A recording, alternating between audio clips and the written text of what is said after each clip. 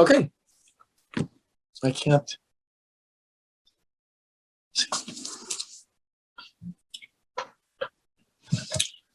Good evening and welcome to the Ogden City Council. Today is April 6, 2021. Let the roll call reflect that all council members are present. First, we will begin with a Pledge of Allegiance. Just making sure. That's better. And that will be offered by Vice Chair White. Thanks, Chair Blair. Please rise if you are able. And repeat after me. I pledge allegiance to the flag of the United States of America and to the republic for which it stands, one nation, under God, indivisible, with liberty and justice for all. Thank you.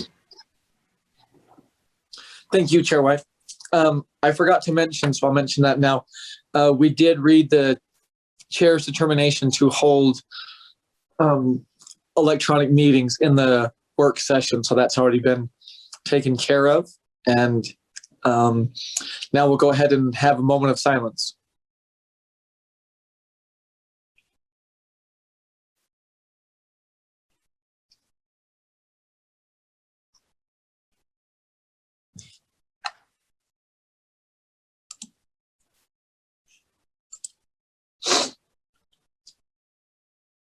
Thank you. First up, we have a recognition of John Ulibarri, and Councilmember Lopez has agreed to read this. So I'll turn the time over to Councilmember Lopez. Thank you, Chair.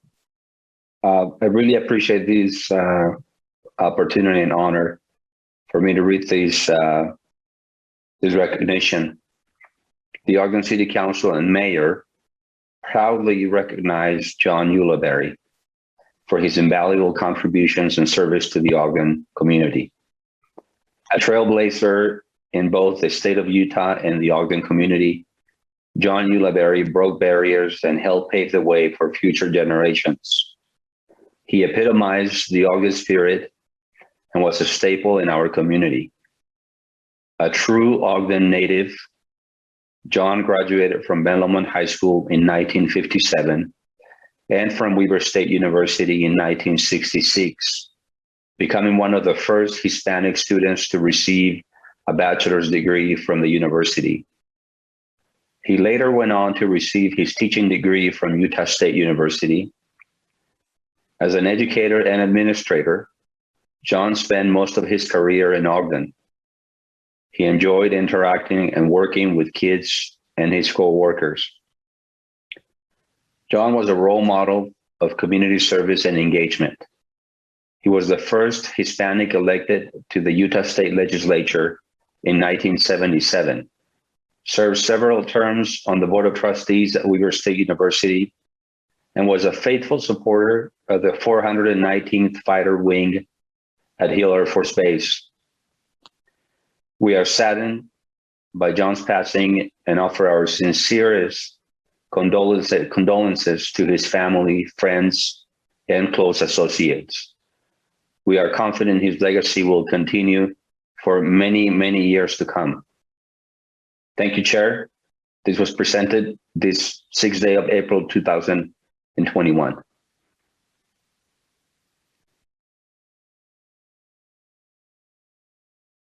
You're muted, Chair. Sorry, that's my fault.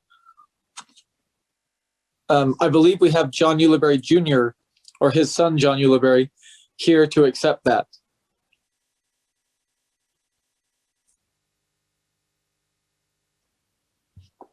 You're muted, sir. You're muted.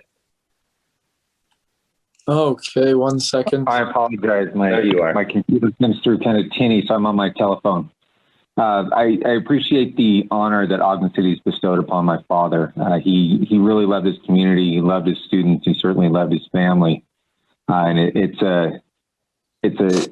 was an honor to be his son. And I hope we all take Dad's spirit with us as we perform our community service.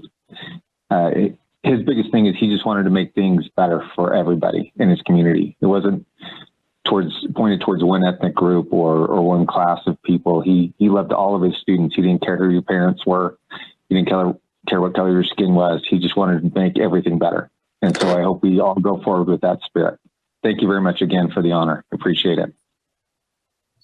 Thank you. I have a quick memory about your father. He was my principal at Taylor Elementary School. Oh, really? Yeah. And we were, one day our class was let out a little early. And so we were waiting for our friends to get out. And I was being a little loud in the hallway. And someone came out and told us to be quiet. And I kind of mimicked her actions behind her back. And I didn't know that your dad was behind me. And he caught me. And he took me down to his office. And he told me I had to stay outside his office. And so I did. And then he called my mother and told what I did and said, I'll send him home if you want to reprimand him, or you can leave him here and I'll take care of it. My mom said, you go ahead and keep him as long as you need him.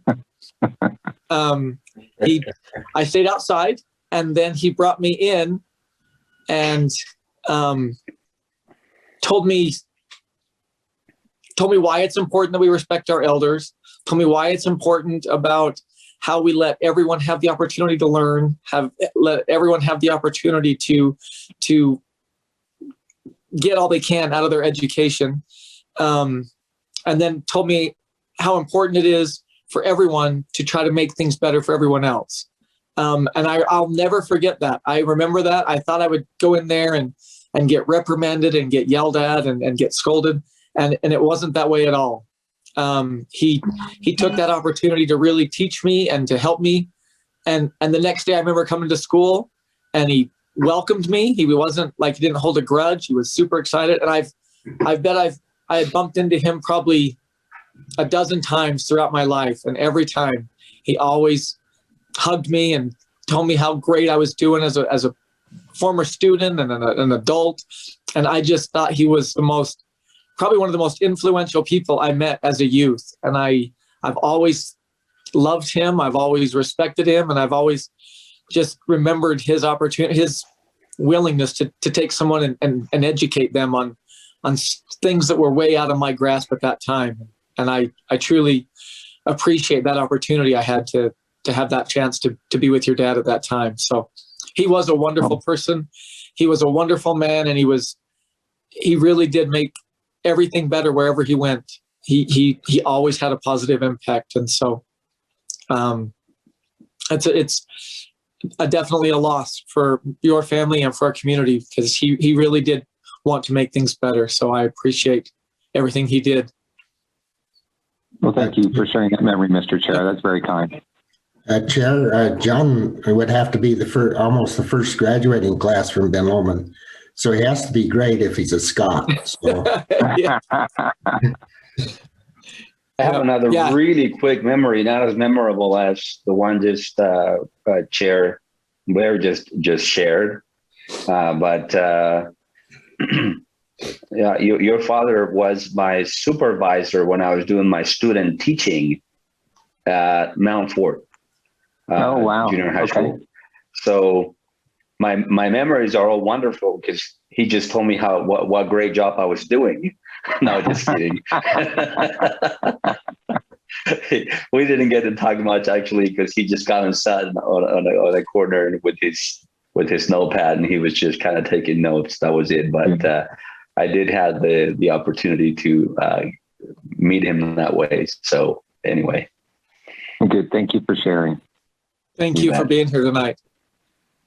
It's my honor. Yep. Thank you. Okay. Next up is the approval of minutes. First is the work session of January 5th. Oh, sorry, the joint work session of January 5th, the work session of January 19th, and the regular meeting of January 26, 2021. Councilmember Heyer. Yes, Chair, I've read those and they appear to be correct. Thank you. The regular meeting of January 5th, 2021. Councilmember Nadolski. Yep, they're good. Thank you. The regular meeting of January 19th, 2021, Councilmember Lopez. Yes, Chair, they're correct. Thank you. And the joint work session of November 18th, 2020, and the joint work session of January 26th, 2021, Councilmember Stevens. Yes, Chair, they're correct. And I make a motion that we approve the minutes that have been presented. I second. Thank you. We have a motion by Councilmember Stevens and a second by Councilmember Lopez to approve the minutes. This is a voice vote. All in favor? Aye. Any opposed? That passes. Next up, we have a couple items listed under public hearings. We have two that go together. We have the fiscal year 2021 budget amendments for the wage adjustment and travel appropriations, and the fiscal year 2021 salary schedule amendments. And we'll go ahead and take those, or do a presentation on both of those together. And it looks like we have Leslie Judkins here and Lisa Stout to help out.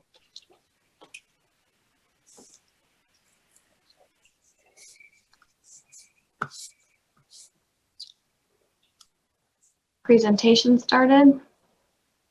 Yes. All right, thank you.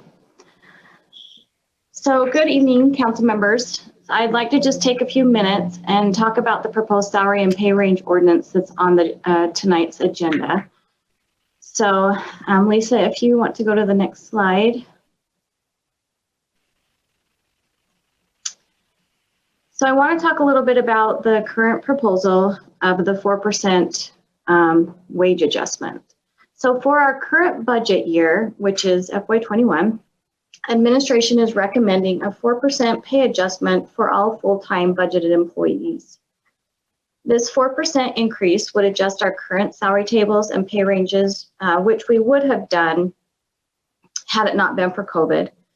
And this is not making any adjustments based on the proposed pay recommendations from the Evergreen Solutions study. So this is only adopting a 4% to our current pay structure. This 4% adjustment, however, will move us closer to the implementation of the study, and there will be information forthcoming with the FY22 budget recommendation from the mayor regarding that implementation. So if this ordinance is adopted, the 4% pay increase will be effective on the pay period beginning April 3rd, 2021. All current pay range tables will also be increased on that effective date, with the exception of the mayor's. His salary will remain the same. The CAO's pay range is proposed to be increased. However, the CAO has declined the proposed 4% increase for FY21.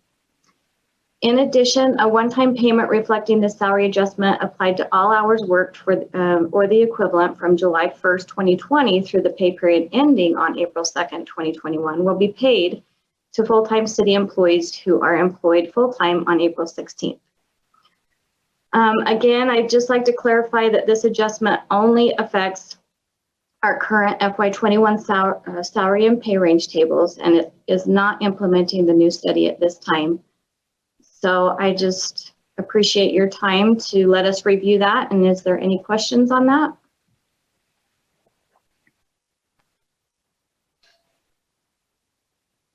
Okay, so Lisa, you can talk about the money.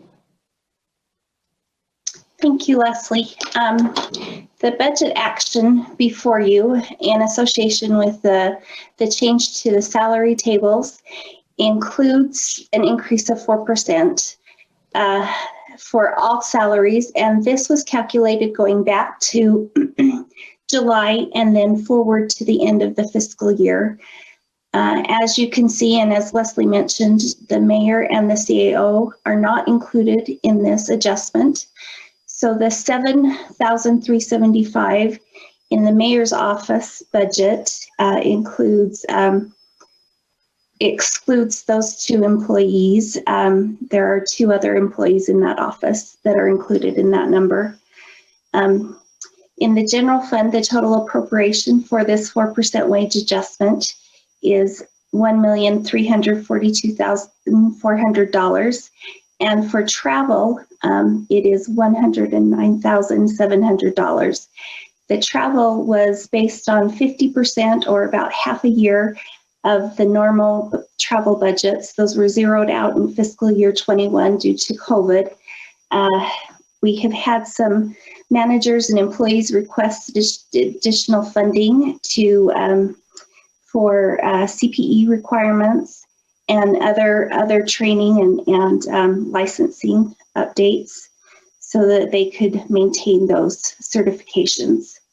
The rest of the city, the other funds of the city are included here on this slide. The total appropriation for the 4% increase is $1,830,650, and the total travel appropriation. So the action before you for all of Ogden City would be to increase the budget $1,973,650. Thank you. Thank you, Lisa and Leslie. Okay, are there any questions for Lisa or Leslie or Lisa on these two items? Chair, I have just a suggestion, if possible. Okay. I know the mayor and Mark are not taking their salary increase, and I haven't talked to the other council members, but what would happen if we as a council would not accept our amount allotment?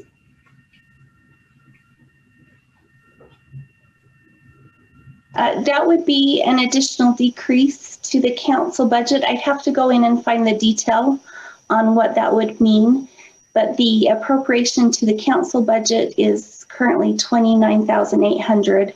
So I'd have to go in and pull out the council members' amounts for that and get that information for you. Additionally, you can always appropriate it, and if you decide not to take it, it would be unused budget that would be returned to fund balance at year end.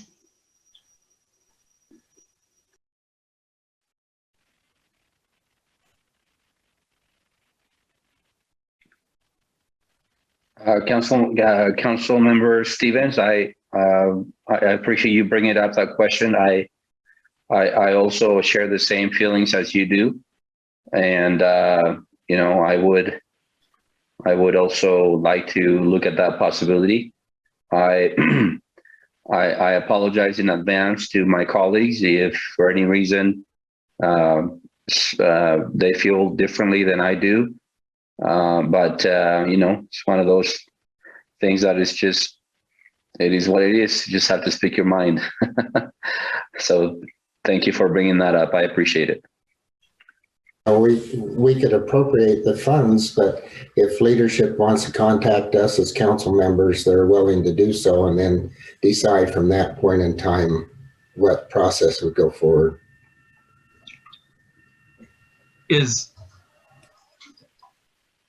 Yeah, because there is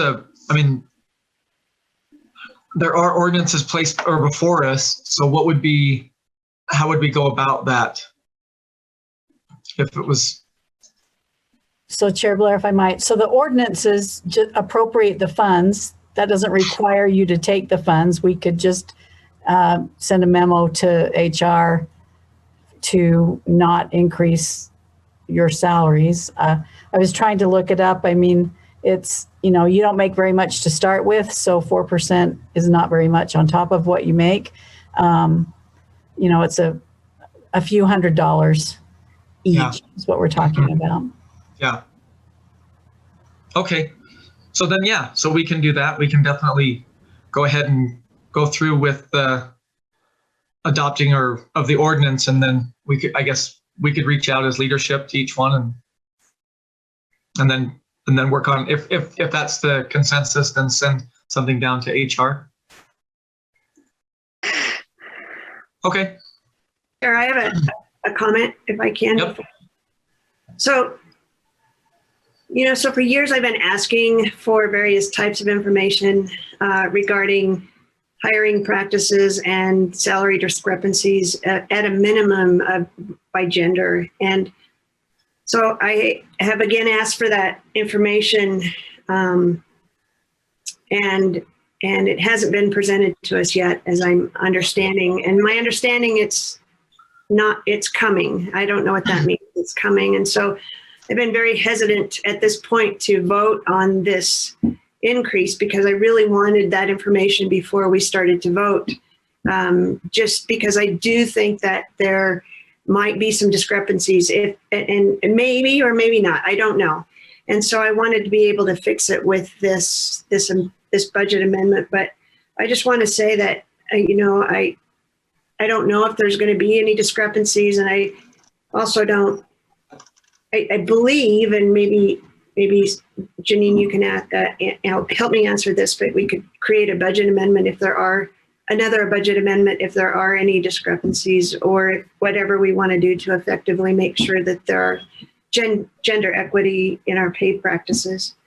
But ultimately, I don't want to hurt the 600 plus employees, and hold it back for the other employees just to get this done. So, study completed. So we are in the final stages of finalizing that study, actually, and you should have that very soon. Okay, thank you. You're welcome.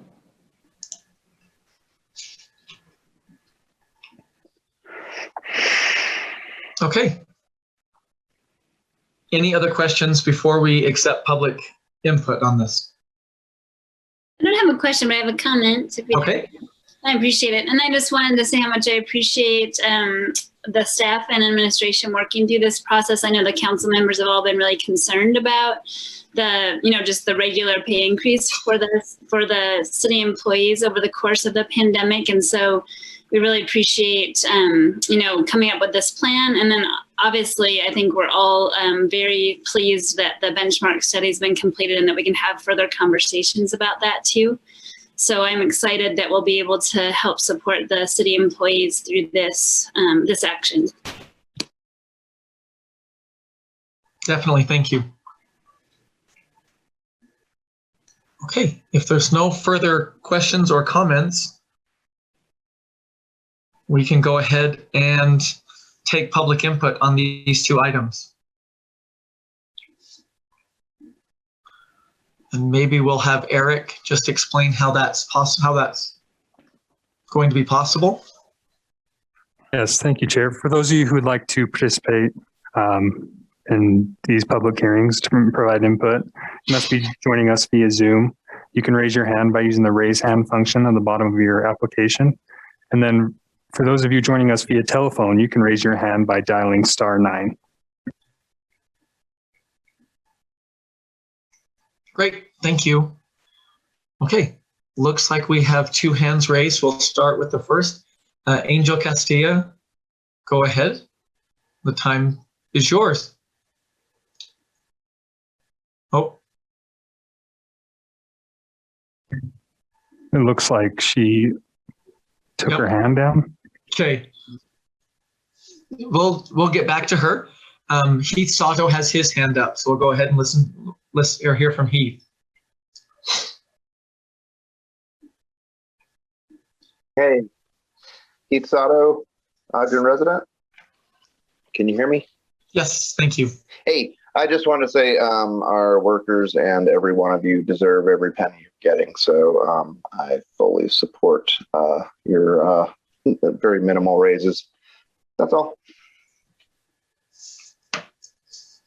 Thank you, Heath.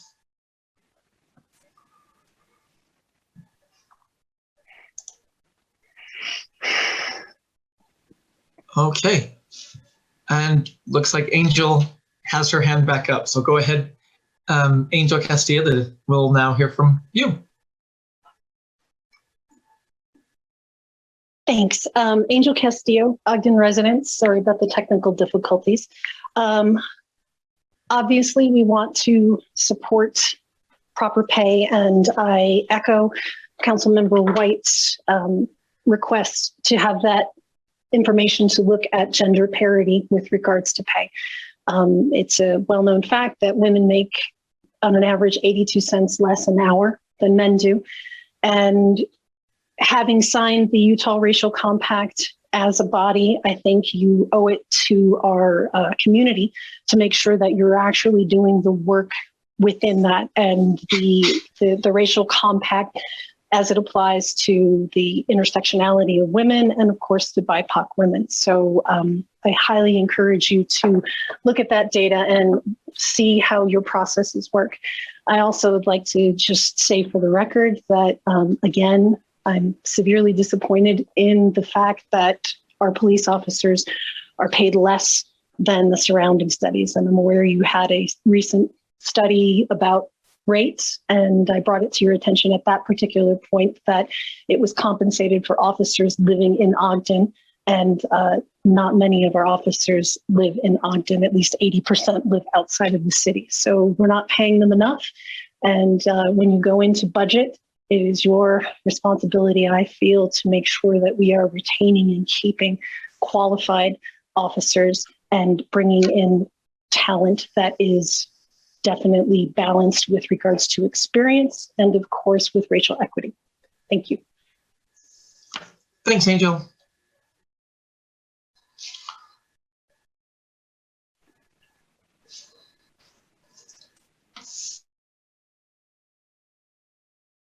Hands raised. Chair, I'll make a motion that we close the public hearing. Second. Thank you. We have a motion to close the public hearing on these two items by Councilmember Heyer and a second by Councilmember Chaburka. This is a voice vote. All in favor? Aye. Aye. Any opposed? Okay. Is there any further discussion or a motion? Chair, I make a motion that we adopt ordinance 2021-15. I second. Thank you. We have a motion by Councilmember Heyer and a second by Councilmember Lopez to adopt proposed ordinance 2021-15. This is a roll call vote. Councilmember Chaburka, Aye. Councilmember Heyer, Aye. Councilmember Lopez, Aye. Councilmember Nadolski, Aye. Councilmember Stevens, Aye. Vice Chair White, Aye. Chair Blair. Aye. Thank you. That passes.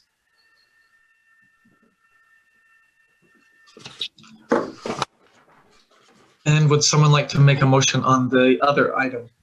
Chair, I'll make a motion to adopt proposed ordinance 2021-16. I second it. Thank you. We have a motion by Councilmember Chaburka to adopt proposed ordinance 2021-16 and a second by Councilmember Stevens. This is a roll call vote. Councilmember Heyer, Aye. Councilmember Lopez, Aye. Councilmember Nadolski. Aye. Councilmember Stevens, Aye. Councilmember Chaburka, Vice Chair White, Aye. Chair Blair. Aye.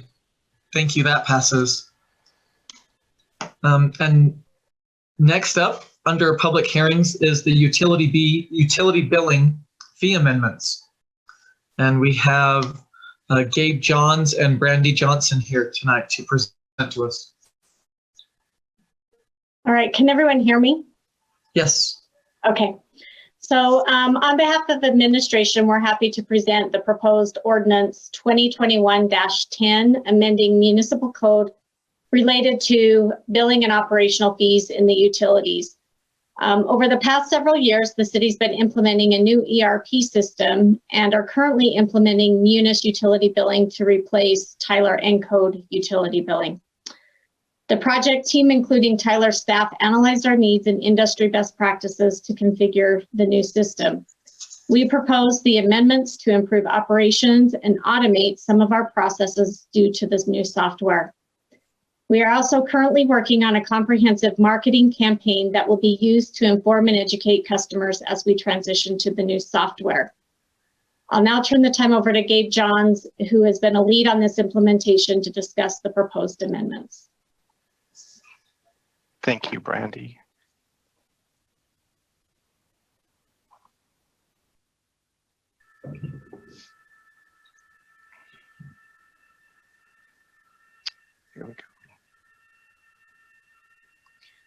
Okay.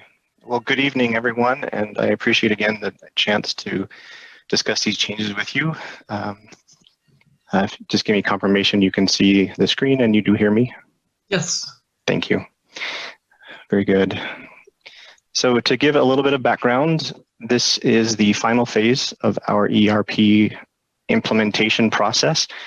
And just to reiterate what Brandy mentioned, that the changes that we are proposing will be included in multiple marketing plans to inform the Ogden City residents of the changes that we are making. And just to expand on that also, through a variety of means, or essentially every means that we have access to that we will be attempting to or have control over, we will be able to market that to as many customers as we can through direct communications, through utility bills, through various notifications and other things like that, as well as on our website. The scope of these changes are limited to, the scope is limited to the ancillary fees and practices that we have in our utility billing system and procedures. The utility rates themselves are not discussed here. They will actually be part of a separate rate study. And the changes we are proposing will not be retroactive. They will be going day forward. To dive right into the changes that we are proposing, door hangers and late fees. So as our ordinance currently exists, there is a $15 door hanger fee that is assessed when a door hanger is delivered prior to shutoff. And bills are due, or past due, excuse me, after 17 days. We are proposing that we will assess a true late fee at the beginning with the first past due bill, but we will extend the past due period to 23 days, essentially giving about an additional week before that bill would be considered past due. The door hangers will still be delivered as we currently do, but there will not be a $15 fee associated with them. Trip charges. Currently, we have several different trip charge amounts ranging from $10 to $20. Our conservative estimates on the actual cost of trips to customers' residences or properties is about $30. And the intent of these fees are to cover costs for city staff and their vehicles costs. We are proposing to move to a single trip charge rate of $30, and that would be assessed when a property owner requests a service. Deposits are the most cost-effective means we have to mitigate financial risk. And we have found over the last few years that the deposit amounts we currently carry are insufficient to cover even 2 months of utility bills. And listed there at the bottom are our current deposit amounts based on the size of the meter. We are proposing that we will, excuse me, apply deposits to customers who are shown to be a credit risk. And I'll talk a little bit more about that in a moment. But specifically, the deposit amounts would change to $300 up to 1 inch and 3 months average use for 1.5 inch and larger meter. And we would make those deposits payable in 3 installments to spread out the amount of the deposit. As far as guarantees, personal guarantees are currently required by ordinance for all entities or persons who are seeking to obtain water service or utility service, excuse me.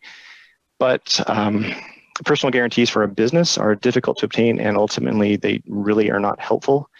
And so one of the greatest areas of concerns we have are small business and rental properties where we have 1 inch or smaller meter.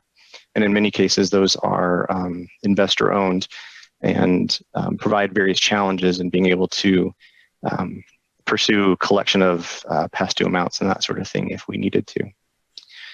And so what we're proposing is that we would require a personal guarantee or continue to require a personal guarantee of individuals. And we would only resort to a deposit if we were not able to get that personal guarantee returned to us.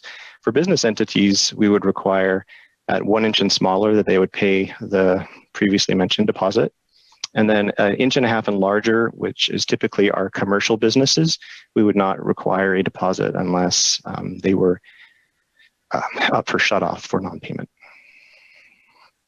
And so again, going back to the idea of bad credit, currently ordinance does indicate that bad credit is shown by a service that could be shut off or has been shut off. And we are changing that to say that service has been shut off would be the indicator for bad credit. Construction water.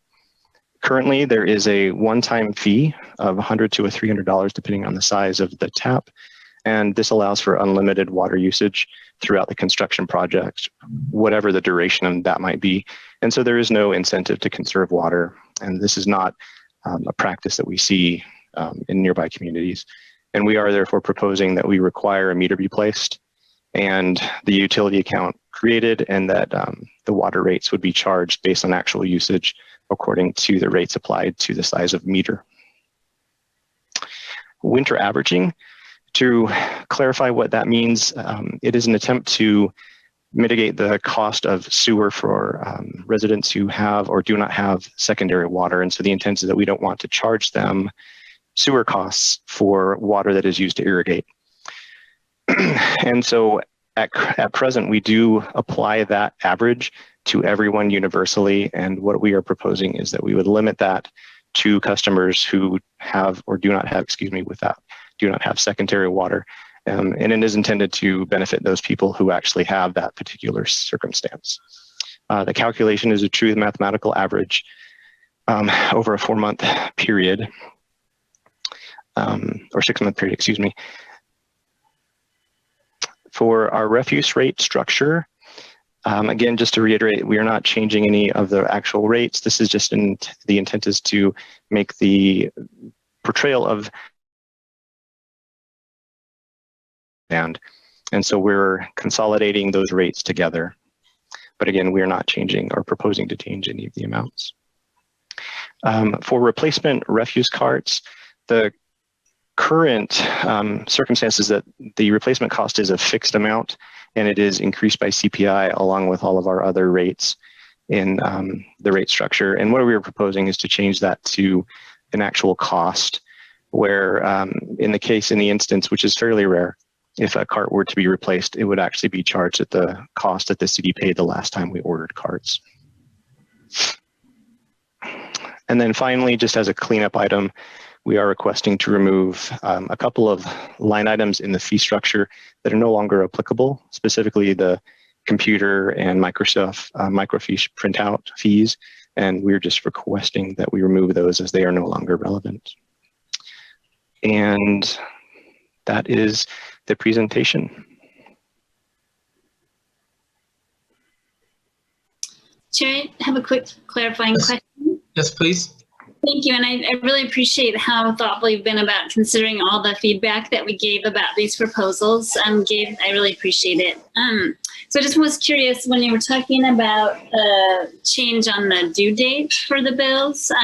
Correct. I'm curious about that language because I know I even looked at my bill when we were talking and everything. So will the due date still appear to be the 17 days after, so people will realize that now they're in the that extra grace period afterwards? That makes sense. No, 23 days later on the bill. It will actually show on the bill that the due date is at 23 days. Oh, okay. Sorry, my dog is growling.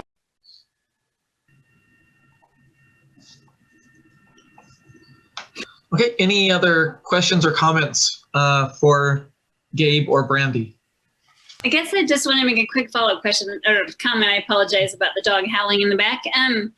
But I guess I'm I wonder if that causes a challenge. And I know that I'm the one that requested for the change in when the grace period would be. But I'm concerned that because it says a due date on there, then people will believe they have a grace period after that time. Does that make sense what I'm saying? Yes, in truth, the way that works, there is something of a grace period built in because that due date will fall on a Friday and the late penalty would actually be assessed the following Monday. And so there is a built-in 2-day grace period, which is actually longer than what we currently have, where the bill is actually shown to be due on a Saturday and then we work on the following Monday. So we do add an additional day as technically a grace period. Yeah. Anyway, I don't know. That just worries me a little bit.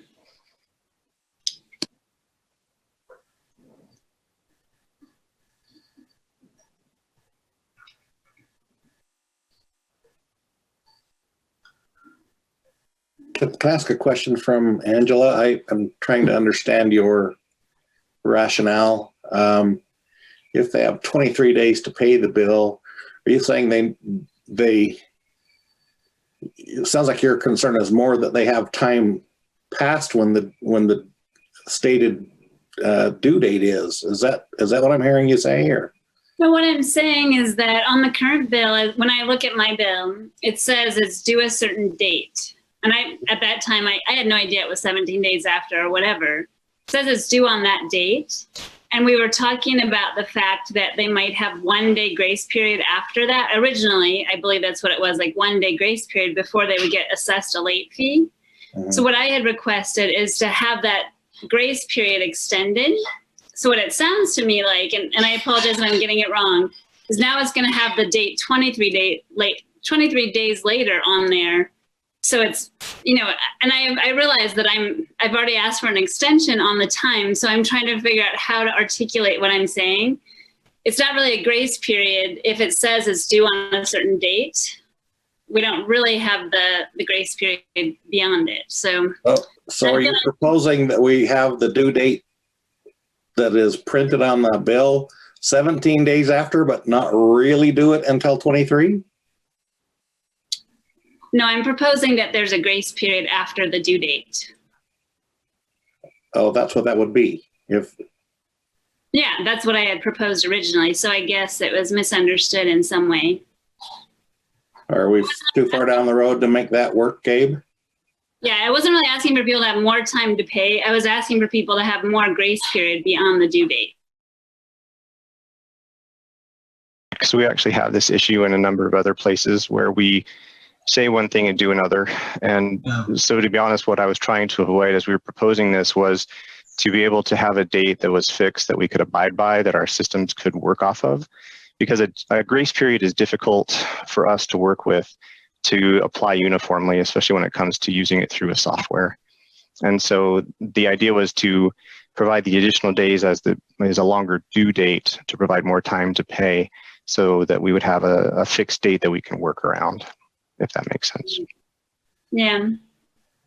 Anyway, and I apologize that I didn't make my point clearly enough the first time. And if it doesn't work with the software we have, then that's understandable. I think just part of the communication piece then might be just pay your bill, because also the problem is everybody's bill comes at a different time.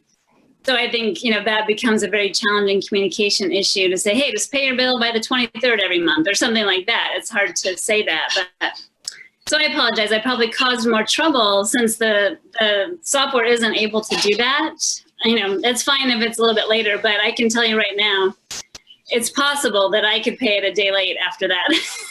I was just speaking from my own experience because I just pay my bills when I do. There's no automation service that I understand through this, right? So you're kind of basing it on either receiving a bill in the mail and understanding when it has to be paid, or like I said, I get electronic, so I don't even really get a notification that my bills arrive. I just check on it, when I pay my bills at a certain time every month. And to clarify, we're on the 17-day plan. It was due on a Saturday. We did move it back so that the due date is on a Friday, because then the utility billing office would actually be open on the due date rather than on Saturday where it would not. But also over that Saturday, Sunday grace period that we have before we assess fees on Monday, you are able to pay online and over the phone through our automated systems. And then we also do offer bank drafting, in which case you don't have to initiate any kind of payment at all. It'll actually happen automatically. I didn't know we had that option. Yes. So is that through the electronic option, or you go online to sign up for that? How do you do that? You actually make contact with our utility billing office, and there's a form that you fill out that provides your banking information that we then set up, and it'll auto draft. Oh, great. Is that information on our website? I believe it is, and if it isn't, I can make sure that it will be. Yeah, that'd be another really great communication tool, because that's probably what I would do. Because, generally the water bill stays somewhat, the same, but I appreciate it. Thank you. You're welcome. Gabe, so there's no way to do that directly on the website? No, There is not. I was No. going to ask Gabe. So Yes. if somebody does want that form, they do have to come in. No. If they contact our office, we can fax or email it to them. Okay. They don't have to physically come in. but there's no way to like download it or print it from the website. I am not certain, but that certainly can be done if it isn't there. Okay. Yeah, I had a couple of people ask me. I had a couple of people ask me if that was possible, and if not, if they could get it to be a possibility. It just seems to eliminate one of the steps. So. Of course. And then, yes. What is the late fee? If there's a late fee assessed, what is that late fee? $15. $15. Okay. And Gabe, how come we couldn't do that on the website? And I know that many other payment websites allow you to do that online. Is it just the software we use? The bank drafting component specifically? Correct. It is a concern of hosting our own website where that personal information would be shared or placed on our network. And so we have historically tried to avoid any circumstance where the city would be storing or collecting personal information because of the security risks it brings. And so, yes, the software does allow for it. We've been hesitant to implement it just because of the way that their systems work. We were concerned about other impacts it might have as far as the ease with which people can access the online systems to make payments. So it's kind of a trade-off where we can lock down the online component where a person would have to have a user ID and password to access their account, in which case they would have more access to be able to do things like submit information for bank drafting. On the other hand, because we have so many people who pay online, we erred on the side of making it more accessible so that it would be easier to make payments online without having to log in with an account. And I just took a quick glance, and it doesn't look or those things, so that might need to be remedied. And I think that would definitely solve an issue for me. I just, I think it's just a complicated issue with the way the billing goes out, et cetera. So I appreciate you trying to support my request, even though it may not have worked out exactly how I thought it would.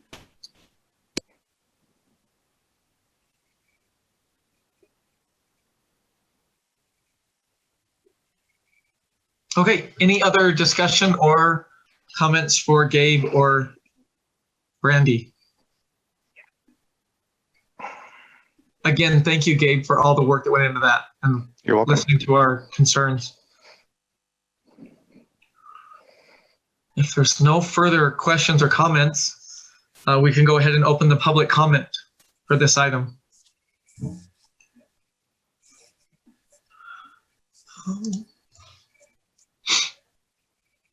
Maybe.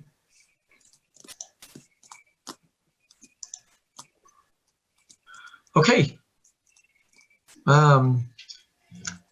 Heath Sato has his hand raised. We'll go ahead, Heath. The time is now yours. Hey guys, Heath Sato, Ogden resident again. I just wanted to say that I'm a little surprised our online systems are this far out of date, that it's a huge risk to allow us to do the water bill online. I looked at the website just now again, and I saw it's a little bit more advanced than when I first moved here. But when I did first move here, I was a bit astonished that my water bill was literally the only utility I could not set up entirely online. So it definitely made me feel, as a first impression about the city, that it was a little backwards, and I was quite surprised by that. So that's it, just as a first impression to people moving here, that they can't set this up online like every single other bill they have and utility they have. It's a little odd. So just want to throw that thought out there when considering whether to maybe update the system a little. Thanks. Thank you, Heath. Okay. Looks like there's another hand raised. Go ahead, Angel Castillo. The time is now yours. Thanks so much. Angel Castillo, Ogden resident. I would just like to thank the council for all of the thoughtful and in-depth discussion about this particular issue that happened during work sessions and of course again today. It's very important that when we make decisions that they don't have unintended consequences. And I really appreciate the time that everyone you took to explore that. So I just wanted to make a suggestion with regards to the marketing component of this being changed. The Ogden City Council Facebook page is a resource that I use quite a lot and refer many people to find information.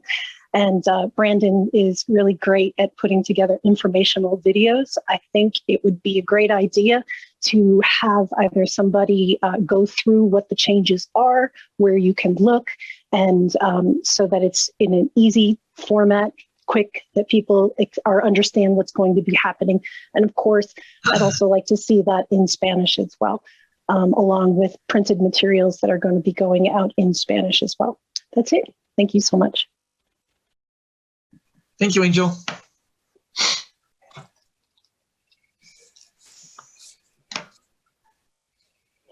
It doesn't appear to be any, or there doesn't appear to be any other hands raised.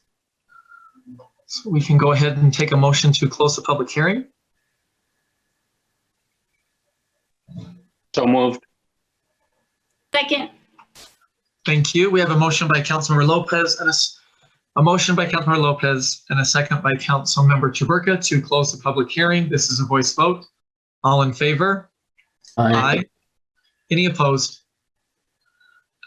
Is there any further discussion? If not, we can go ahead and entertain a motion. I would maybe suggest that we kind of monitor how many people actually use the online. I know Gabe said that we have so many online users and maybe we monitor that for a little bit. I agree. I think that's the way things are going, and the more opportunities we can allow people to pay their bill online, the better. So maybe we continue to monitor that and check back on that. And if we need to upgrade it and I believe Gabe used the term lock and password, maybe that's the direction we go in the future, but that's the only thing I can think to change. Chair, I'd make a motion that we adopt ordinance 2021-10. Second. Thank you. We have a motion by Councilmember Heyer and a second by Councilmember Chaburka to adopt proposed ordinance 2021-10. This is a roll call vote. Councilmember Lopez, Aye. Councilmember Nadolski, Aye. Councilmember Stevens, Aye. Councilmember Chaburka, Aye. Councilmember Heyer, Aye. Vice Chair White, Aye. Chair Blair. Aye, that passes. Thank you. Next up, we have reports from the Planning Commission. There's a proposed rezone at 1752 Pacific Avenue. And we have Greg Montgomery here tonight. Thank you, Chair and members of the council. As has been explained in the last couple of work sessions we've had, this is a request to look at rezoning 1752 Pacific from residential R15 to manufacturing R1. And the petitioner is Sam Hunter. Just so you're familiar with the location, this property is along a little area in off of 17th Street, where there's three streets, Gibson, Center, and Pacific. And this property in question is along Pacific Avenue on the east side of Pacific. This area is about 0.82 acres, and it was zoned residential a few years ago as part of a petition by the then property owner to make it residential rather than manufacturing. To give you an idea of how development has happened out in this area, this land use map shows the mixture of both manufacturing, which is in purple, and yellow, which is residential, and how that has had different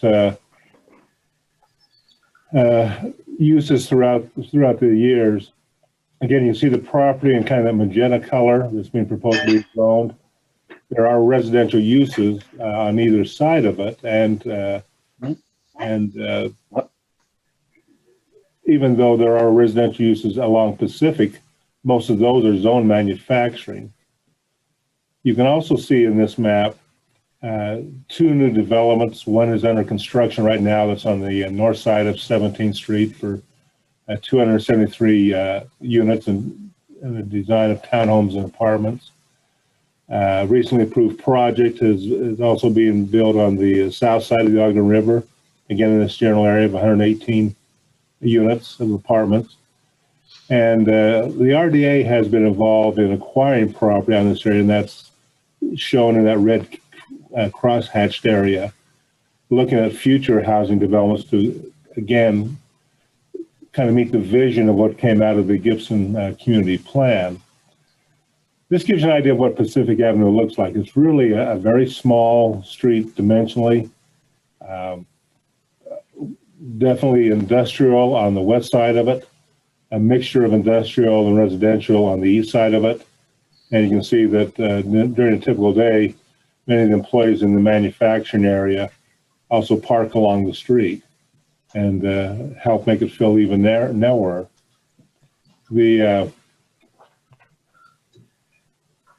property, as I mentioned, was rezoned in 2019. The Gibson Community Plan that was able to be applied to this rezoning in 2019 was adopted in 2016. And it rezoned a large area that had been manufactured to R15. Before that Gibson Community Plan, all the properties out there were manufacturing, even though a lot had homes on it, making them non-conforming. In January of 2020, a 4-lot subdivision had been approved, though it had never been recorded. So you can see what that subdivision looked like. So the question that the commission considered specifically regarding this request was what becomes the appropriate boundary between residential and commercial. With a mixture of land uses, is the area in transition? Which direction is that transition taking place? Many of the properties had remained vacant for many years. It was only recently the property on the west side of Pacific Avenue actually developed some manufacturing areas that had been. And as I mentioned, the other homes that had been in there, they had dealt with a property being bought, manufacturing use going there because it was zoned that way, and the further removal of some of the homes. In this case, this property is vacant at this point, so there's not a home being removed. It is a vacant piece of property. And as I said, the commission, as I looked at this, started to say, is this area in transition? What is the most appropriate use to look at? Again, you can see a kind of flavor of the area. And if we do look at rezoning, and we look at these uses, what is the primary thing we want to accomplish? Is it manufacturing or is it commercial? This is a map from the Gibson Area Community Plan. And things were done in a bubble diagram because there are many policy issues to be made in consideration of zones. And we didn't want to specifically say this property is this property is this, but rather use the community policies to guide zoning decisions. As I mentioned, that key decision is what is the transition area and what is the appropriate boundary? Is Pacific Avenue the boundary between manufacturing and commercial? Or is it the rear yards of properties that may be along Pacific so that a rear yard bound borders a rear yard rather than what you see across the street as you look out that front door of the manufacturing or the residential. And that became the real issue or the real question as the Planning Commission tried to figure out which policy was most important and taking a look at this. So this gives an example, as I mentioned, what had possibly could be done under the R15 zone. With that subdivision, there was a requirement to dedicate 16 additional feet to widening Pacific Avenue to eventually deal with the traffic of either manufacturing or residential that would be taking place along this area, and presently is kind of inadequate to really service the street as the uses as they should be serviced. May I ask a question, Greg? Yes. I think you might have mentioned this before, but I just can't remember. Would the developer then be responsible for that replacement, or would it be a shared cost, or how does that work? No, that would be part of the development of what the developer would include in his project. Any other questions so far? But it wouldn't be this developer, is that right? It's whoever is proposing to do the development. Okay. And they are responsible for the portion that their lot fronts.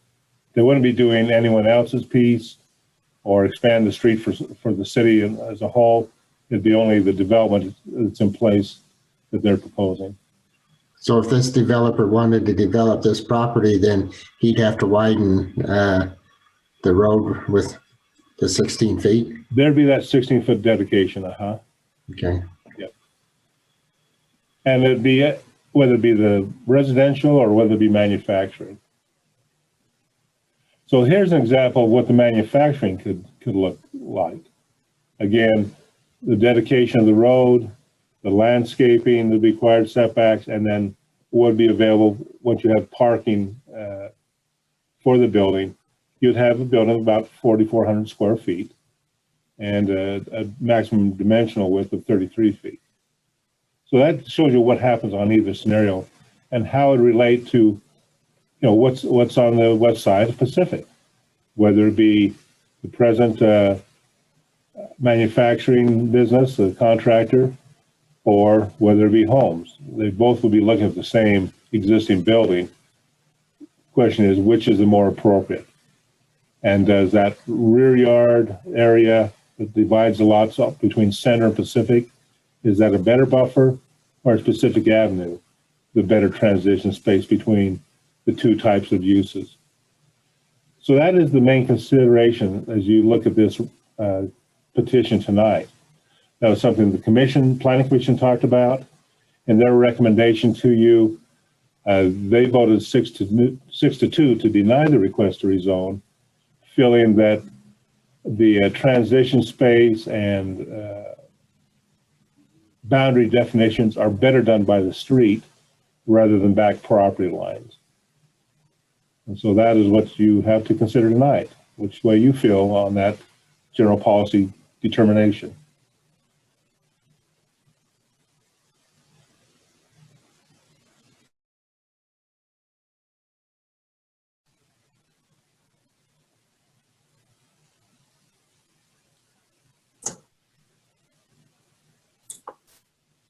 Chair, I don't have any questions, but I was curious if the petitioner had changed any of their thoughts about the rezone based on the new information about the other developments.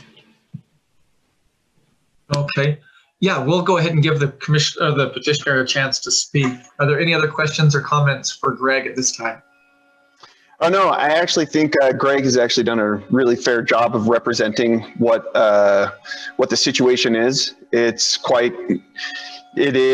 a lot of manufacturing. There's a lot of homes in the area. The area is completely zoned M1 outside of the lot that I'm requesting. The things that I would like to kind of iterate again or kind of push home a little bit is the size of the street out there. It's a very narrow street. For it to go to residential would be quite a stretch at this point. Now, if the street was widened and redeveloped, quite frankly, if you widen that street, it'll actually put the street almost in some people's living room based on how homes that are already previously existing in that area.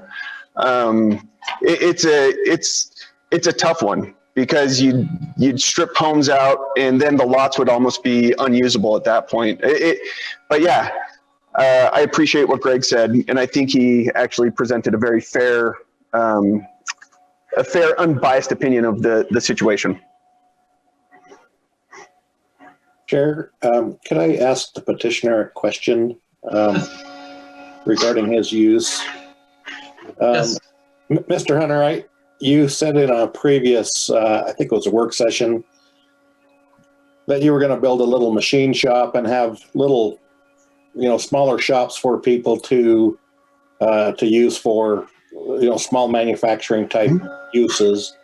Is it your intention or your expectation that those businesses will be visited by the public? I mean, is it a lot of public or pretty rarely? And is it likely to be run after business hours, or are you pretty well going to take a daytime business hour approach to your business? So I'm actually a teacher up at Weber State, and so this is an after-hours business for me personally. That being said, this isn't going to be a massive. Obviously, 4,500 square feet is not a massive business, and these type of businesses do not typically have a lot of walk-in traffic. Me personally, I get someone walking in my shop maybe once a month, either to pick up parts or I'm delivering parts or something like that. There's not a lot of traffic from me personally. I can see if this was built into two units, two little 2,000 square foot units, I could see the other unit being taken up by a contractor who needs places to store his equipment in his truck and maybe have an office type of thing. I do not see a ton of traffic being generated from anything that would go into these businesses. All right, thank you. Appreciate that.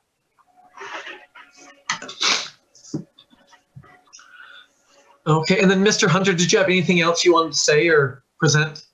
No, like I said, I think Greg did a very fair job. I hope some of you had a chance to go look at this property and go look at the area just to get a feel for what it really feels like, because sometimes slides don't quite do it justice. But really, the sense of the area, it's a manufacturing area, and at least from my opinion, that's the case. And that's all I have to say. Thanks. Thank you.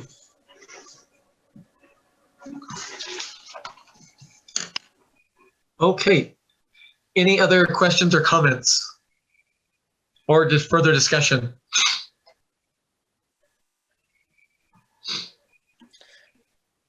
It'd be interesting if we had any public that wanted to speak to this. I'd probably like to hear them before I say any more. Can I speak to that also? Sure. So I have, and I said this in previous work sessions also, I have spoken to the neighbor directly south of me. And like I said in previous, he was relatively indifferent on what it did to his living situation. So I've spoken directly with the neighbor in the living there. So there's no one really to talk to in that situation. We have had one public commenter, and somewhere in the documentation that you guys have, that commenter actually spoke out and said that he didn't want it to change to R1 in the first place. He was also concerned in that letter of the dust and things like that from some of the traffic that goes along there. But his sentiment, the only other comment that we really have received through this whole process has been from that one guy that said, I didn't want it to change to R1 in the first place. And Greg can fact check me on that if he'd like. Okay. As far as I can tell, yeah, we can go ahead and take any public input on that now.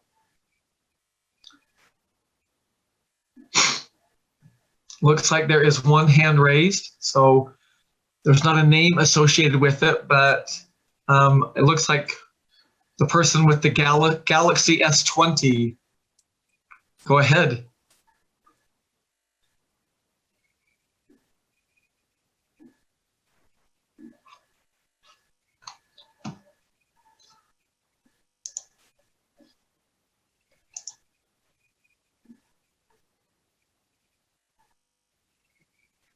they might need some instruction on how to make that happen.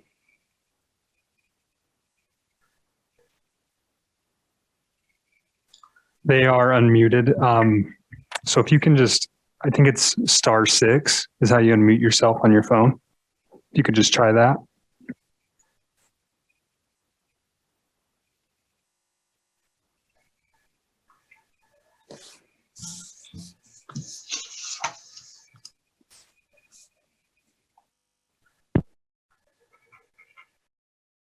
Hello? Can you guys hear me? There we go. Okay. Yes, sir. Lucas Cruz, Ogden resident. I own the property at 421, excuse me, 421 West 17th Street, directly behind where this gentleman wants to put in some kind of machine shop or something, from what I'm hearing. I myself would like you guys to deny this, and I'm sorry if I'm saying things I'm not supposed to, but I would prefer if things stay separated by street, and I think most people that live in this general area, the few houses that do remain, would feel the same way overall. We've got Fresenius directly across the street. We deal with semis all the time because of them. They love to park in front of my house and directly to the left of it.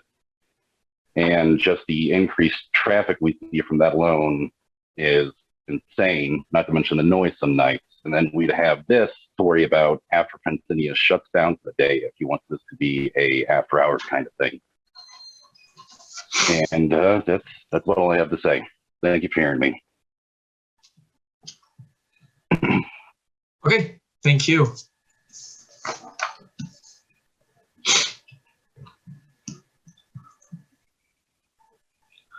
I don't see any other hands raised from those attending.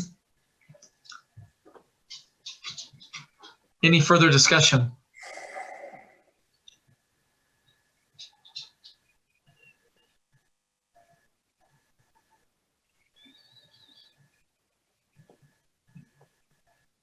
Well, I have a comment, of course. Sorry, I can't seem to be quiet tonight. Well, I really appreciate that caller calling in, because I honestly really thought maybe the residents in that area, they had no comment about this particular property, because I do feel like it is, really seems to be more suited for the M1. But now I have to think about it a little bit more. So I appreciate that caller calling in. Thank you.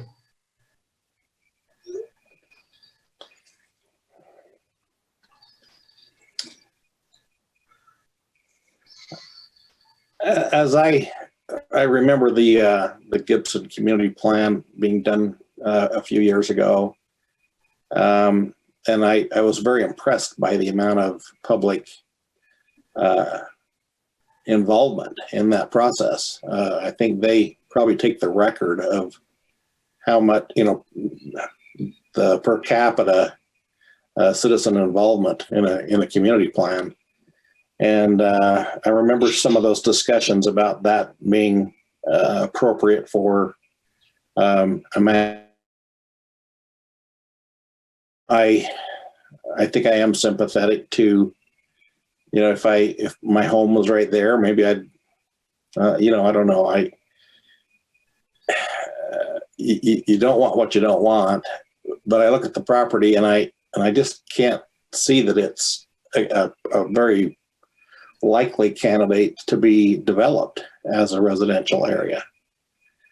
And so therefore I think I was the one that asked that the ordinance be drafted for this. With manufacturing right across the street, I think that's going to be an inhibiting factor in this developing as a residential area. And it still seems like the most likely use for this property, and a pretty low impact on the neighborhood. I think it's probably less impact than a residence would probably have on the neighborhood. There'd be a lot more people coming and going if it was residents than if it's just small workshops. So I'm probably still inclined to since it is owned and the owner is proposing to use it this way, I think I'd like I'm compelled to let him go ahead and do that for the reasons I've stated. Thank you.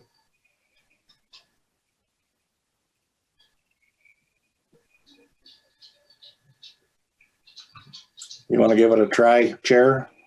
Sure. Then I will make a motion then that we adopt ordinance 2021-17.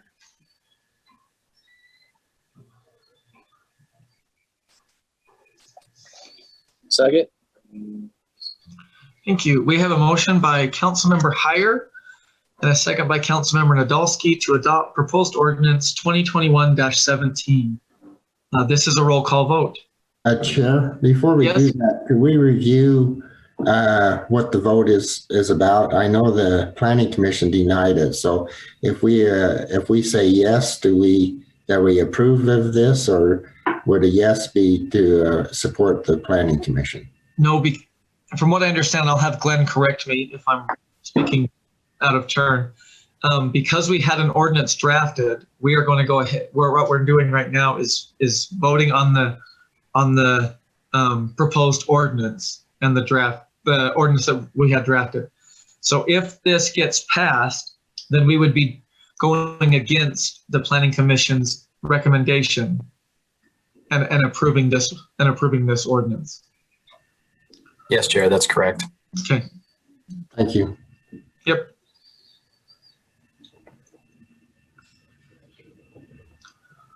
Okay, are we okay to go ahead and vote now, Councilmember Stevens?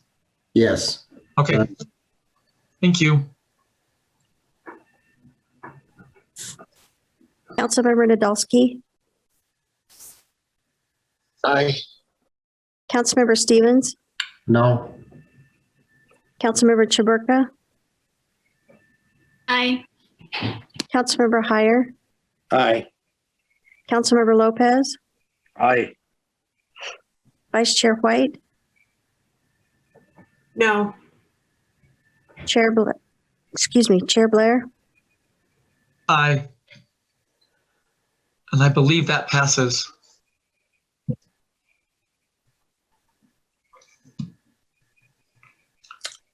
Well, Mr. Hunter, be a good neighbor. Hey, thanks, guys. I'm actually a pretty quiet guy. It's not super loud. We'll keep it down to a minimum. Thank you. I appreciate it. Thanks for taking the consideration, guys. I really appreciate it. Chair, if I could explain my no vote. Please. A couple of things. First of all, I'm sure Mr. Hunter is going to be a fine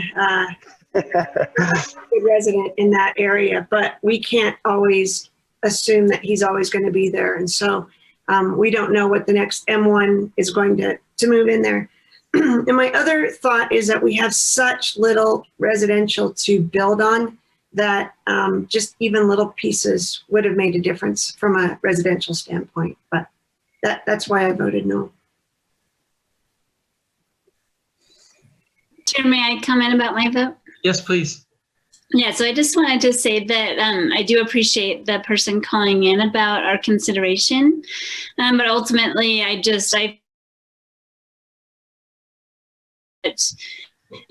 been in that space. I know what it feels like, and I do feel like we have someone that wants to use it for a purpose now, and I'd rather see it to get put to use than sit there vacant. So that's just my vote. Okay, thank you. Yeah. Yes. The reason I voted no is that the Planning Commission really examined that, and they felt like residential was the best for that area. I think the barrier of widening the street is a good process, and I hope that can be accomplished. But I don't know if after our business would enhance the residential in that area there. So I'm just looking at the future, even though the land is vacant, but we don't know what's going to happen down the road in the future. Yep, thank you. Okay. If there's no further comments on that, I don't see anyone. Next up is a couple items under new business. First is the fiscal year 2022 financial principles.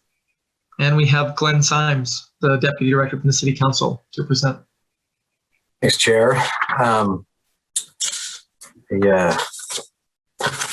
Trying to go through my notes. I was trying to furiously scribble down some notes from the last action. But right here, we've sort of got the unofficial kickoff for some budget actions for the council.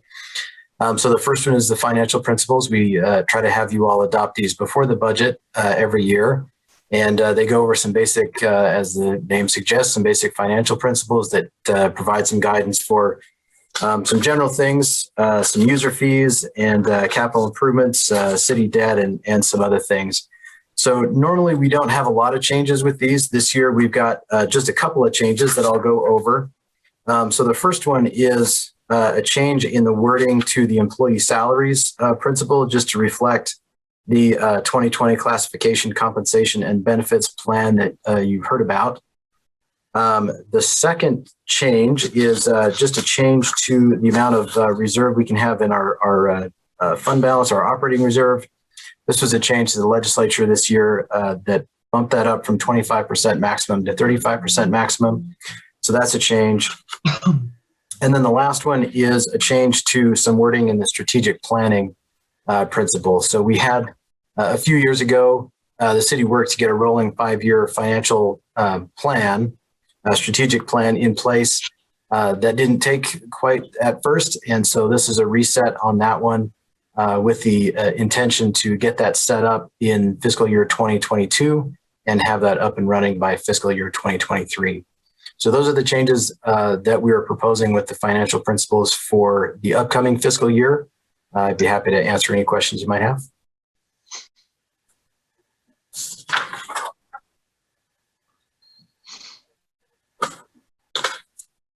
I don't see any. Any other comments or discussion? I need to just apologize to Janine. She kept asking for input and I read them and I didn't have any problems with the draft. I should have just typed something up really quick, but I was happy with them. And but I failed to let you know. So sorry about that, Janine.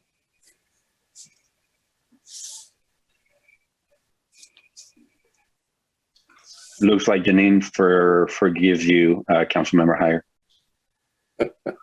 You've been forgiven, I believe. I hope so. Most definitely. You want a motion now, Chair? That would be great. Then I would make a motion that we adopt Joint Resolution 2021-3. I second it. There's a thank you. We have a motion and a second to adopt proposed joint resolution 2021-3. The motion was made by Councilmember Heyer and the second by Councilmember Stevens. This is a roll call vote. Councilmember Stevens. Aye. Councilmember Chaburka. Aye. Councilmember Heyer. Aye. Councilmember Lopez. Aye. Councilmember Nadolski. Aye. Vice Chair White. Aye. Chair Blair. Aye, that passes. Thank you. And then there's one other item for as we kick off the budget. It's the fiscal year 2022 budget goals and guidelines. And we have the Executive Director from the City Council, Janine Eller-Smith, to present on that.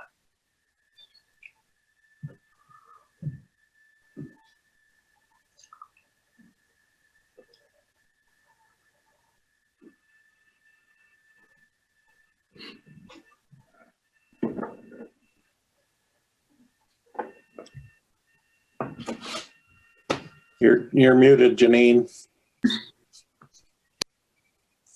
Thank you. Sorry. We have budget guidelines and we have budget goals, and we have traditionally adopted these with the budget. When I say we, I should say you have traditionally adopted this with the budget. And a couple of years ago, we actually talked about working these adopting these ahead of the budget, because if we're giving the administration some guidelines and goals for the mayor's proposed budget, that it makes sense to have them come before. And these are things that we can give direction now, and if during the budget process there's things that you feel like need to be changed, they can certainly be changed with the adoption of the final budget. But the guidelines are, they say basically they're to define goals and assist development review and approval of the annual budget and future budget amendments. So we do kind of use these to make sure that they're in line with things that, good principles that you've adopted ahead of time. Oh, now I'm not gonna be able to move there we go. It's slow. So the proposed guideline changes, there's just a few. So we added language stating that the 5-year strategic plan will be used as a filter. We thought that was really important. As you know, it was adopted in 2019. And then we've tried to incorporate it, but the guidelines didn't specifically refer to it as strongly as I thought you would like to. It updates references to the capital improvement plan. You may recall that we've changed the process for in the CIP ordinance and the way those dates are. So we updated that. And we also updated language referring to ramp tax, again, because we made some changes to that process. So those are the only 3 changes to the guidelines for the city. For the RDA, I just staff's recommending one change, to change the submission date of the annual report from January to February.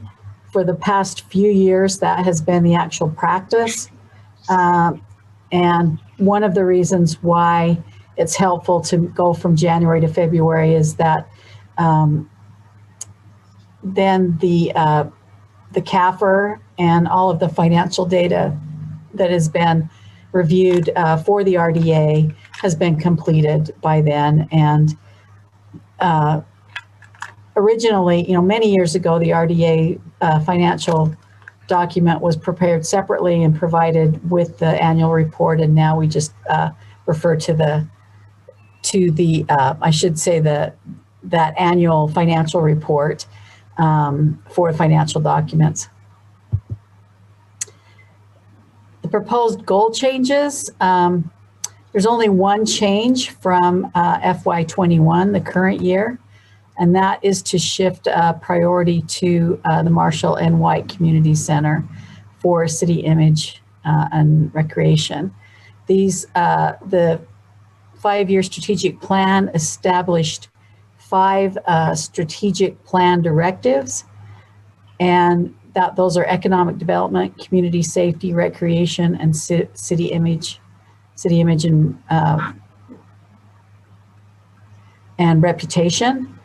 And but we also included that 6th, that's 4 of those. We included the 5th version for fiscal sustainability and transparency, which wasn't included in the strategic plan, but we felt that you felt like that was really important to include with your goals. So economic development, I did include from the FY21 priority, the Quality Neighborhoods Program.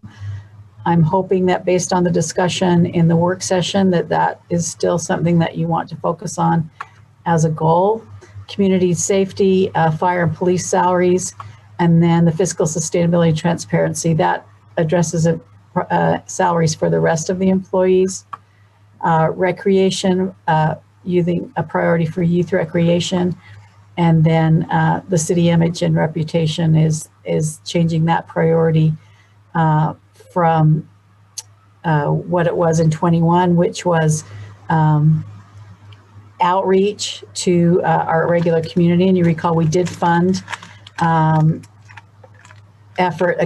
contract to translate documents and try and make a bigger effort to reach out to our diverse community.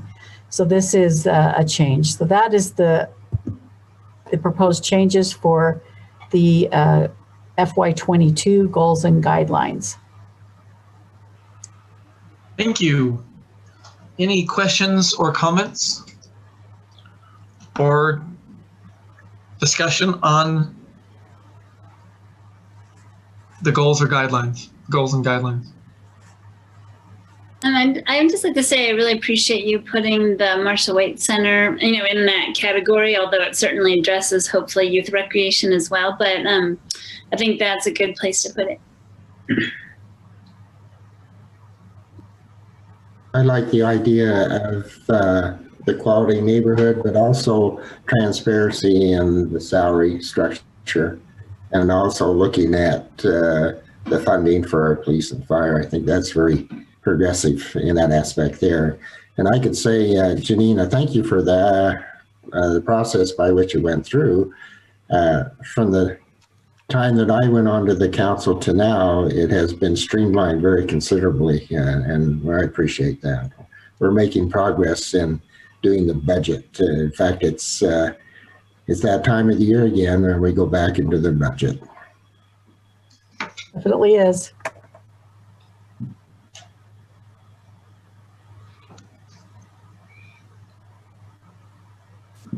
Okay, is anyone ready to make a motion? I will do that. Thank you. I would like to make a motion that we adopt proposed resolution 2021-4.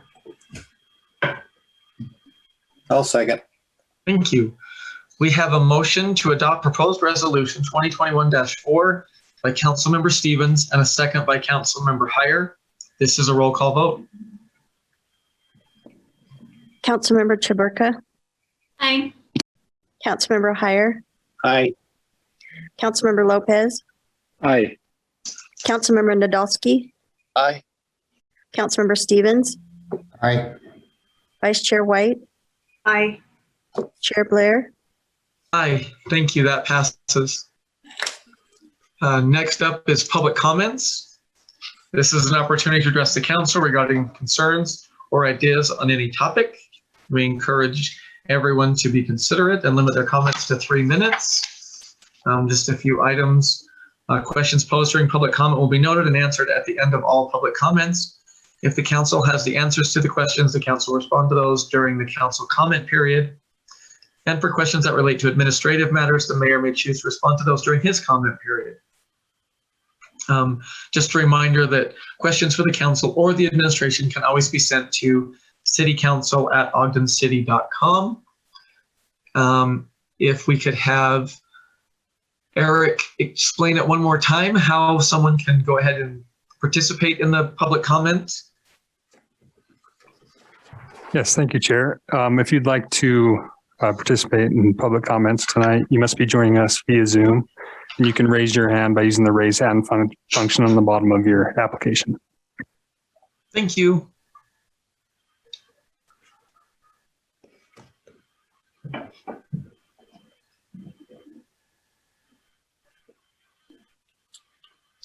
I see one hand raised. Angel Castilla, the time is now yours.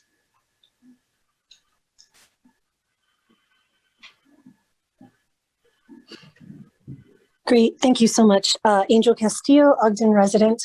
I wanted to talk about what we talked about, well, what y'all talked about during the work session with regards to housing. I'm a little disappointed that the person in charge of our development isn't familiar with a HUD standard update that happened in October 2019.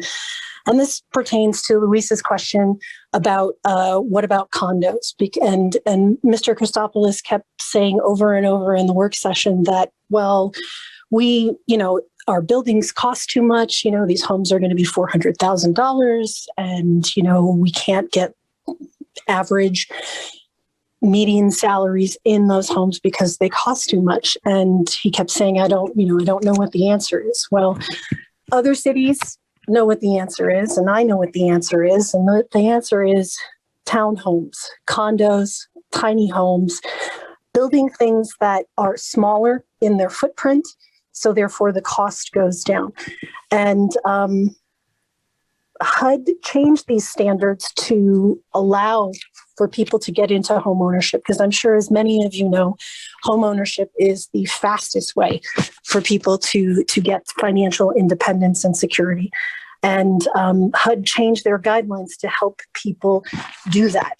And the requirement to approve a condo to be built, and they also expanded it to existing condos. But if you wanted to build a condo as a city, you can refer to the HUD Handbook 4000.1, which is a 1,000-page document, and on page 510 is where they talk about how you can get condos approved as existing condos or condos to be built.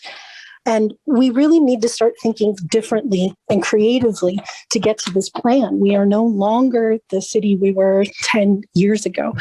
The prices are skyrocketing, and you don't have to believe me. All you have to do is call your real estate agent. And Kemsey Gardner has come out with recent data. Just look to the data. And you as a council, I believe it was Councilmember White who proposed, it's like, well, do we have a plan? We don't.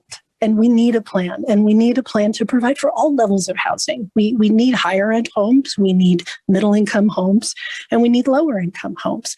And we have to have an inventory so that people may move through those homes. And I highly encourage you to consider looking at things that are not typically just a standard single family home, but how to get creative with solutions to providing more smaller homes at lower price points to people so that they can build equity and credit and move up through the chain of home ownership. Thank you. Thank you, Angel.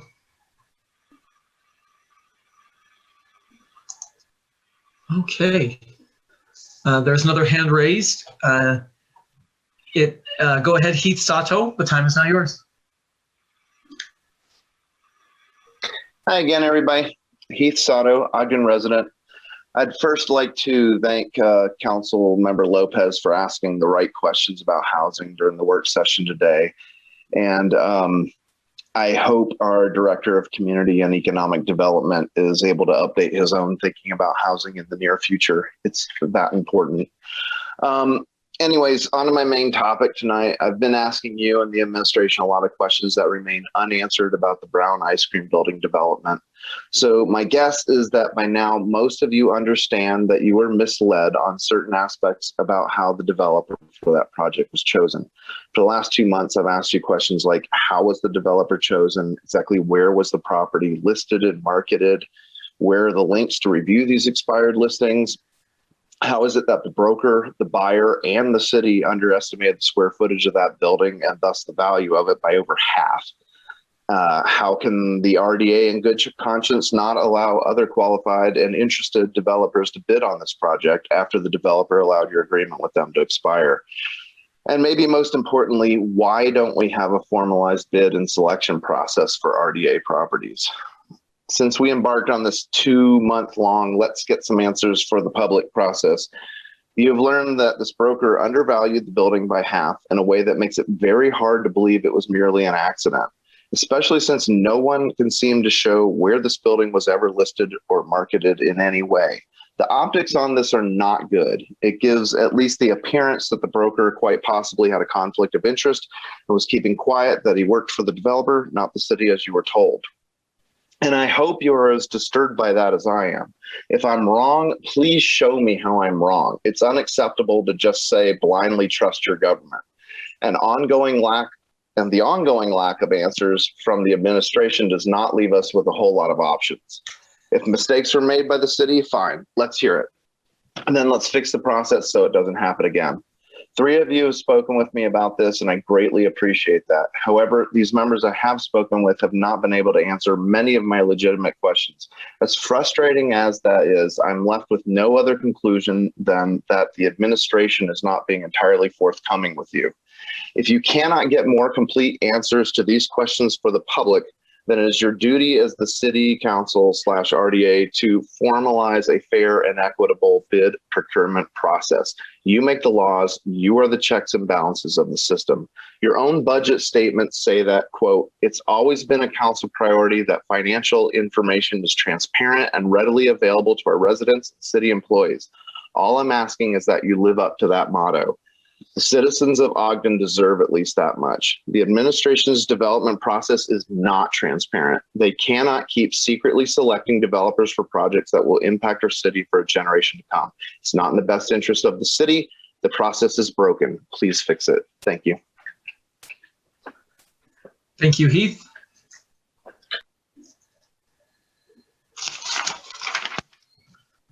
I don't see any other hands raised.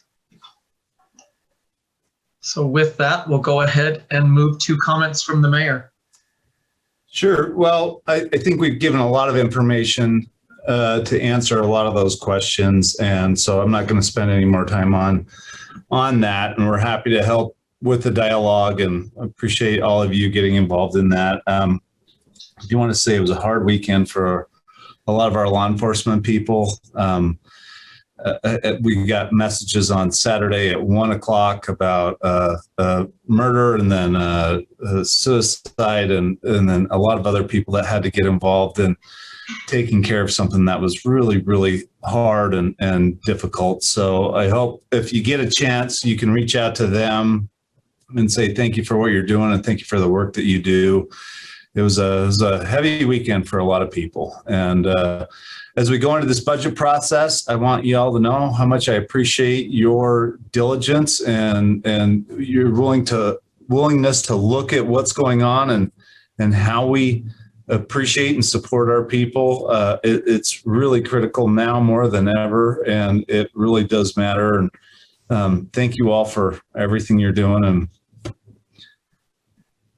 we look forward to, we're in a better position than a lot of other communities our size and around the nation. So we're in a good spot, but we appreciate your checks and balances, and we appreciate the questions and the willingness to work through things. So thank you all very much.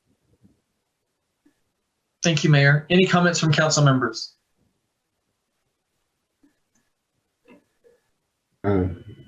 Jared, can I have a few minutes? Yes, please. It's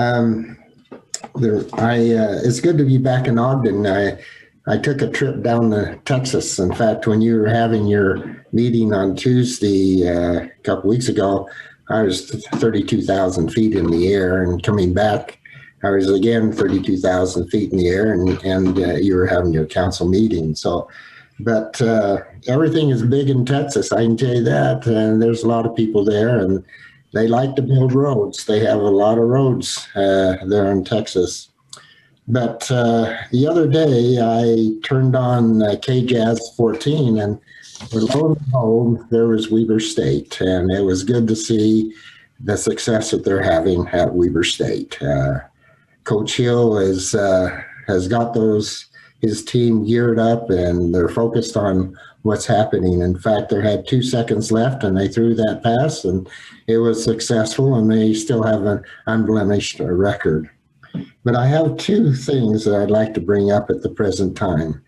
This salary amendment that we just did, it was crucial for us to look at the assets that we have in our city. And we have many assets. We have buildings and trucks and equipment and so forth.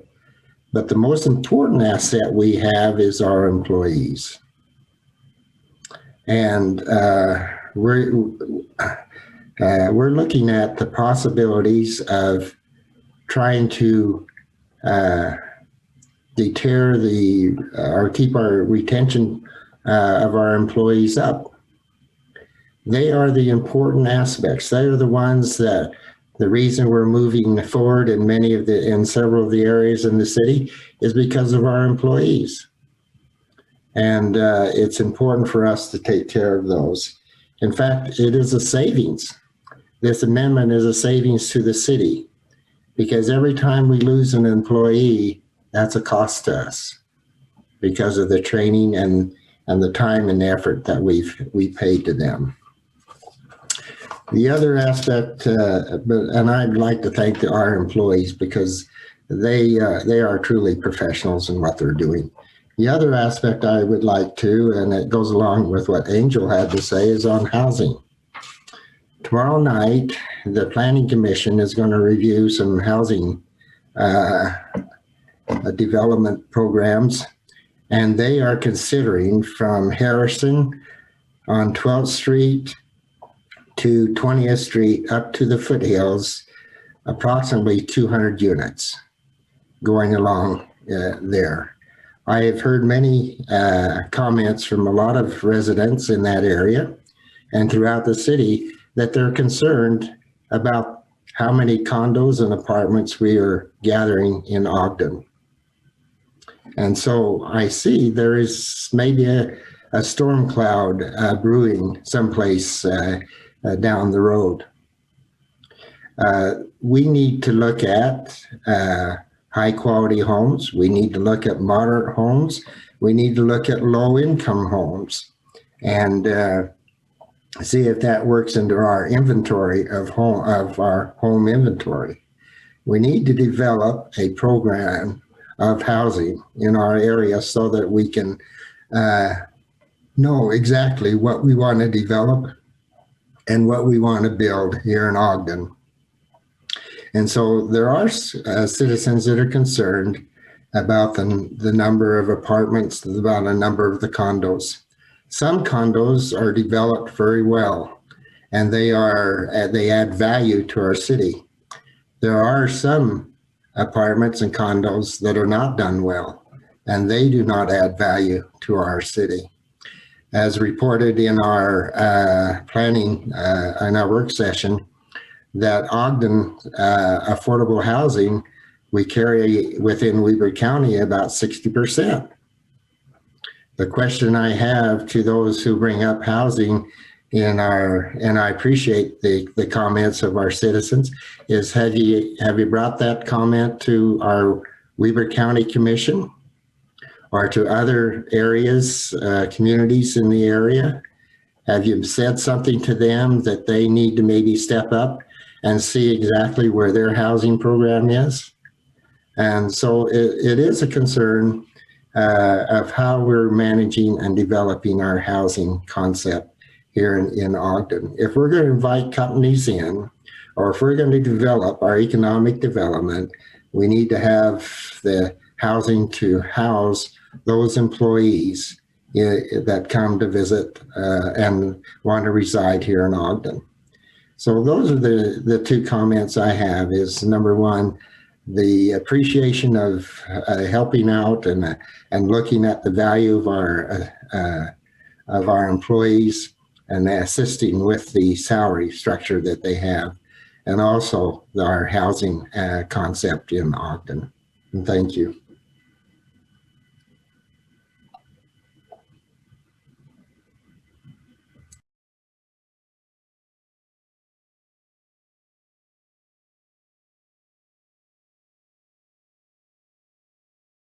Sorry, thank you, Councilmember Stevens. Are there any other council member comments?